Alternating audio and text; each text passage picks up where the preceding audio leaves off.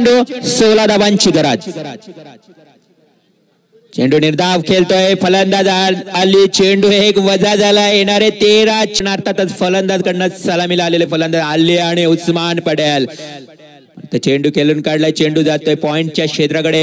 घेऊन चलतो मैदानाकडे. येणारे 12 चेंडू 15 धावांची गरज. विकीचा पहिला चेंडू अप्रतिम फटका. या ठिकाणी उस्मान पटेल नाहीये तर अली भडकलाय आणि या चेंडूवर मिळाला षटकाराच्या धायानं 6 धावा. पाट्याला आलेले जास्तीत जास्त चेंडू नक्कीच सुरेख फलंदाजी. अप्रतिम फटका. चेंडू डीप एक्स्ट्रा कव्हर कडे जातोय. 4 धावांसाठी चौकार आणि सामना येणारे 9 चेंडू 5 धावांची गरज. चेंडू खोलवा पद्धत. चेंडू पुन्हा एकदा जातो डीप एक्स्ट्रा कव्हरच्या दिशेनं सीमा रेषे बाहेर. 4 धावांसाठी चौकार.